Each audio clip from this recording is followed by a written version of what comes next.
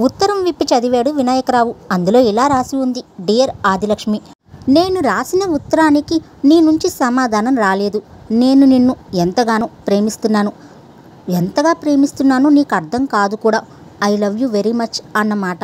నాన్నగారు నా పెళ్ళికి నిశ్చితార్థం గురించి బయలుదేరమంటూ నేనే వాయిదా వేస్తున్నాను. నాకిష్టం బావా, త్వరగా రండి అన్న నీ ఉత్తరం చదివితే కలిగే ఆనందం గురించి ఆగాను. నీ కోరిక ప్రకారం బ్యాంక్లోనే ఉద్యోగం కోసం ప్రయత్నిస్తున్నాను. రమ్మని రాయి, రెక్కలు కట్టుకుని వచ్చి వాళ్తాను. అంటే విమానంలో అన్నమాట. నీ కామేశ్వరరావు. బ్యాంక్ ఉద్యోగం ఏంటి అడిగాడు వినాయకరావు ఆ ఉత్తరాన్ని తిరిగి ఆదిలక్ష్మికి ఇచ్చేసి. మొన్న మా అక్క పెళ్లిలో చెప్పాడు నన్ను చేసుకోవాలని ఉందని. ఆ పిచ్చి సినిమా ఇండస్ట్రీలో ఉన్న వాళ్ళని నేను చేసుకోను. ఎల్ఐసిలోనో బ్యాంక్లోనో ఉద్యోగం చూసుకోమని చెప్పాను. ఇది మీ గురించి పూర్తిగా తెలియనప్పటి సంగతి. మనకిప్పుడు 2 సమస్యలున్నాయి. 1 మా సుబ్బులు, 2 మీ కామేశ్వరరావు. దీర్ఘంగా నిట్టూర్చి చెప్పాడు వినాయకరావు. మనం త్వరపడాలి, లేకపోతే తండ్రి చాటు బిడ్డని మా నాన్నగారి సంగతి మీకు తెలుసుగా. తిక్క కోపం. అంతగా అవసరమైతే మీ అక్కలా రిజిస్టర్ మ్యారేజ్ చేసుకుందాం. అలాంటి సందర్భమే వస్తే ఏ రకం పెళ్లి చేసుకున్నా దాన్ని లేచిపోవడం అనే అంటారు. నాకది ఇష్టం లేదు. మా అక్క ఇంట్లో నుంచి వెళ్ళిపోయి బావగారిని చేసుకున్నప్పుడు ఎన్ని గొడవలయ్యాయో, ఎవరెంతగా బాధపడ్డారో నేను స్వయంగా చూశాను. ట్రెడిషనల్గా అంతా సవ్యంగా జరగడమే బాగుంటుంది చెప్పింది ఆదిలక్ష్మి. అసలు మీ నాన్నగారు నేనంటేనే మండిపడుతున్నారుగా, మరెలా సాధ్యం అడిగాడు వినాయకరావు. మున్సిపాలిటీ వాళ్ళు వచ్చినప్పుడు మీరు మా బంధువుగా నటించి ట్యాక్స్ పెరగకుండా చేశారుగా.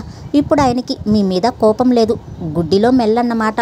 ఏది ఒక పాట పాడండి అడిగాడు వినాయకరావు. ఇంతమందిలోనా?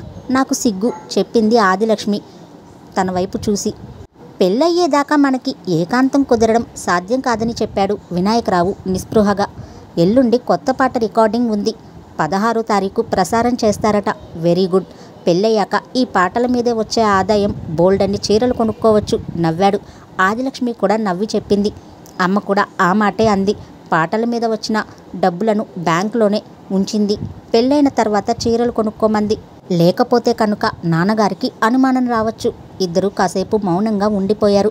ఏమైనా మాట్లాడండి చెప్పింది ఆదిలక్ష్మి. ఏం మాట్లాడాలా అని ఆలోచిస్తున్నాను.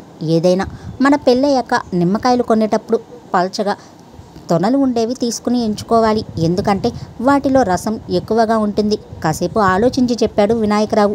ఫక్కున నవ్వింది ఆదిలక్ష్మి. మళ్ళీ కాసేపు ఇద్దరి మధ్య మౌనం. మళ్ళీ ఏదైనా మాట్లాడండి అడిగింది. ఇందాక నేను మాట్లాడితే నవ్వారు. నవ్వించగలిగేలా మాట్లాడడం అద్భుతమైన కళ. కొద్దిసేపు తటపటాయించి చెప్పాడు వినాయకరావు.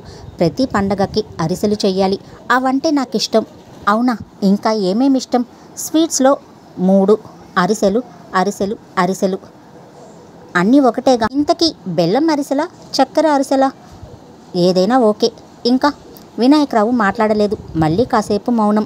ఇక నుంచి మిమ్మల్ని నువ్వు అంటాను చెప్పాడు వినాయకరావు. అలాగే, మరేదైనా మాట్లాడండి. మొదట మనకి కొడుకు పుడితే మురళి అని, కూతురు పుడితే రవలి అని పేరు పెడదాం. ఆ 2 పేర్లంటే నాకెంతో ఇష్టం.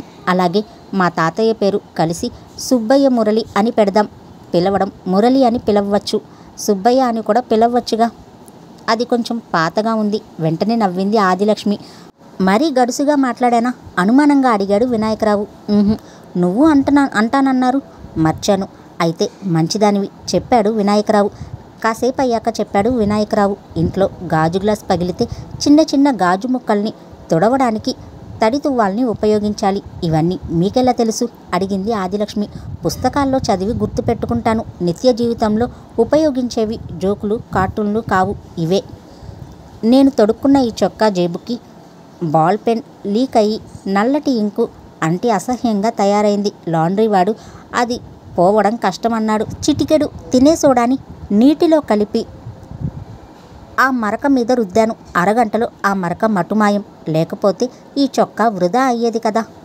ఆదిలక్ష్మి చుట్టూ చూసి చెప్పింది. చీకటి పడుతోంది, బయలుదేరాలి. అందరి ప్రేమికుల్లా ఐ లవ్ యూ లాంటి కబుర్లు చెప్పుకోకపోవడం వల్ల నీకు కోపం వచ్చిందా నడుస్తూ అడిగాడు వినాయకరావు. అబ్బే లేదు. ఇలాంటి మానవ జీవితానికి ఎంతో ఉపయోగం. మన పెళ్ళయ్యేలోగా ఇంకా చాలా చెప్తాను చెప్పాడు వినాయకరావు. పడుకున్నాక ఆ రాత్రి ఆదిలక్ష్మి వినాయకరావు గురించి ఆలోచిస్తూ ఉంటే అతను పబ్లిక్ గార్డెన్స్లో చెప్పినవన్నీ గుర్తుకు వచ్చాయి. మళ్ళీ ఫక్కున నవ్వింది. ఎందుకే అడిగింది కనక మహాలక్ష్మి కూతుర్ని. ఏం లేదు, తన తల్లికి వినాయకరావు గురించి చెప్పాలా వద్దా అని కాసేపు ఆలోచించింది. అవకాశం వచ్చినప్పుడు చెప్పాలి అనుకుంది. ఆ రాత్రి శాస్త్రి బార్లో వినాయకరావు చేత చిన్న తేలు కొనిపించాడు. తేలంటే వాళ్ళ భాషలో క్వార్టర్ బాటిల్, మండ్రకప్ప అంటే హాఫ్, పాము అంటే ఫుల్ బాటిల్. ఇప్పుడు మంచి ఐడియా చెప్పు అడిగాడు వినాయకరావు తేలు విషయం శాస్త్రికి పూర్తిగా ఎక్కాక. సుబ్బులు గురించేనా? ఇంకా రాలేదు, త్వరలో వస్తుంది చెప్పాడు శాస్త్రి మత్తుగా. శాస్త్రి తెల్లవారుజామున 2:15కి వినాయకరావుని నిద్రలేపి చెప్పాడు. నాకు మంచి ఐడియా తట్టింది. టైం ఎంత అయింది అడిగాడు వినాయకరావు కళ్ళు తెరవకుండానే. 2:15. ఇంత రాత్ర? రేపు ఉదయం మాట్లాడుకుందాం. రేపు ఉదయం దాకా నాకు గుర్తుండదు, నువ్వే గుర్తుంచుకోవాలి.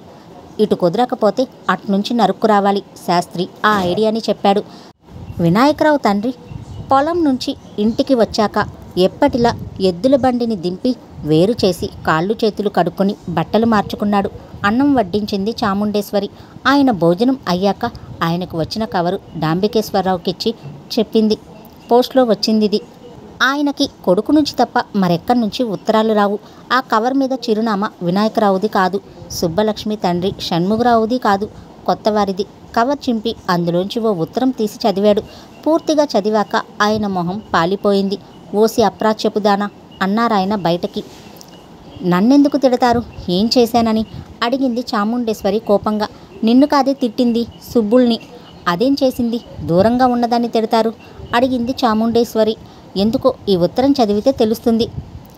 నాంచక ఇంతకీ సంగతేమిటో చెప్పండి. ఈ ఉత్తరాన్ని రాసింది సుబ్బలక్ష్మి ప్రేమించే ఈశ్వర్రావు. ఈశ్వర్రావు ఎవరు? సుబ్బలక్ష్మి ప్రియుడని చెప్పాగా. మన సుబ్బులు ఎవరినో ప్రేమిస్తోందా ఆశ్చర్యంగా అడిగింది చాముండేశ్వరి.